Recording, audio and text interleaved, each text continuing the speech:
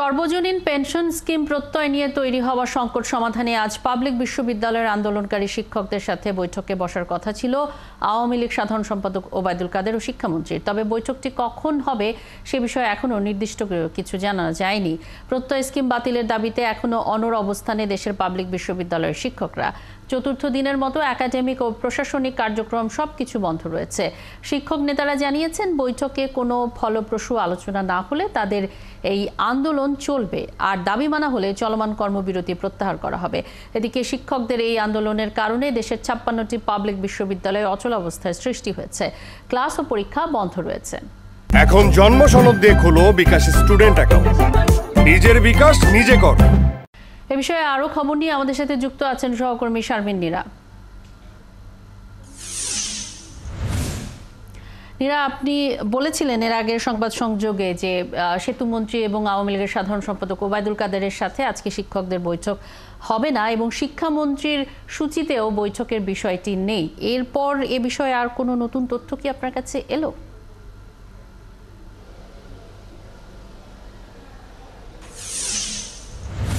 না, বৈঠকের বিষয়ে কোনো নতুন তথ্য আসেনি। তবে আমরা এই মুহূর্তে রয়েছি ঢাকা বিশ্ববিদ্যালয়ের কলাভবনের মূল ফটকে, যেখানে নিয়মিতভাবেই শিক্ষকরা অবস্থান নেন এবং আজকে ফেডারেশনের যিনি সভাপতি শাহজালাল বিজ্ঞান ও প্রযুক্তি বিশ্ববিদ্যালয়ের অধ্যাপক তিনিও আজকে এসেছেন। অর্থাৎ আন্দোলন যে খানিকটা গতি পাচ্ছে সেটি নিঃসন্দেহে বলাই যায় এবং চতুর্থ দিনের মতো তারা কর্মবিরতি পালন করছেন। ক্লাস, পরীক্ষা, একাডেমিক, প্রশাসনিক সমস্ত কার্যক্রম বন্ধ রয়েছে দেশের সমস্ত পাবলিক বিশ্ববিদ্যালয়। এবং আমরা কথা বলবো নিঃসন্দেহে, তবে তারা এটি প্রত্যাশা করছেন যে সড়ক পরিবহন ও সেতুমন্ত্রীর সাথে কোনো বৈঠক হচ্ছে না, কিন্তু শিক্ষামন্ত্রী তাদের সাথে বৈঠক করবেন এমন প্রত্যাশাও তাদের রয়েছে।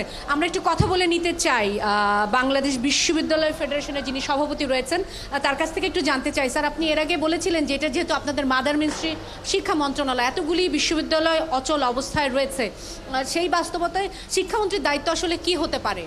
যদিও তিনি বয়োকনিষ্ঠ আপনার চাইতে, কিন্তু মাদার মিনিস্ট্রি শিক্ষা মন্ত্রণালয়, একটু জানতে চাই।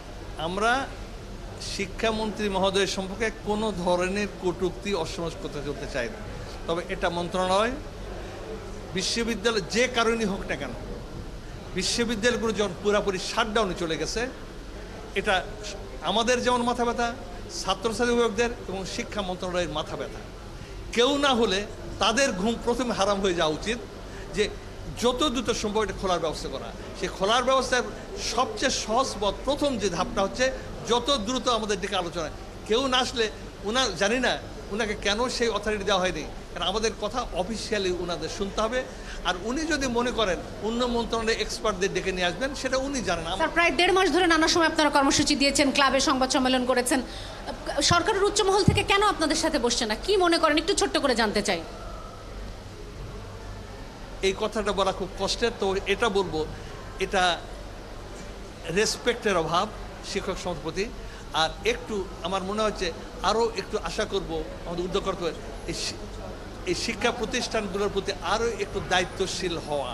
আমার মনে হচ্ছে কঠিন কথাটা বলতে হচ্ছে, ওনারা মনে করছেন আমাদের শুধু দায়িত্ব, ওনাদের কিছুই দায়িত্ব। স্যার, আন্দোলনের গতি প্রকৃতি কি হবে? আজকে চতুর্থ দিন চলছে। প্রথমে বলেন দুঃখজনক, এই পর্যায়ে আমরা আসতে চাইনি, এখনো চাই না। এই জন্য আমরা দৌড়ে আসতে বলার সঙ্গে আলোচনার জন্য। যতক্ষণ পর্যন্ত আমাদের দাবি মানা না হবে ততক্ষণ পর্যন্ত আন্দোলন কঠোর থেকে কঠোরতর হবে। কারণ আমরা ইউনিভার্সিটি সারা জীবন বন্ধ করে রাখতে পারবো না, শুধু আসবো আর ওনারা দেখবেন, এটা চলবে না। আমরা কোনো এরপরে আরও কঠোর আন্দোলন যেতে। স্যার, শিক্ষার্থীরা অনেক বেশি ভায়োলেন্ট হয় তাদের যখন আন্দোলন হয়। আমরা কোটা আন্দোলনও আজকে দেখছি, শিক্ষকরা তো ভায়োলেন্ট হতে পারে না। আপনারা যে আন্দোলনে গিয়েছেন এটা নিঃসন্দেহে কঠোর, এর থেকে কঠোরতর আন্দোলন কি হতে পারে? এই উত্তর দিচ্ছি না এখন, শুধু বলছি যে হ্যাঁ, আমরা তো আরও ভায়োলেন্স করতে পারি না। ছাত্রছাত্রী যারা ইয়ং জেনারেশন, তারা অনেক সময় কন্ট্রোল করতে পারে, আমাদের সেই কন্ট্রোল অবশ্যই থাকবে। তবে এটা কি যথেষ্ট নয়?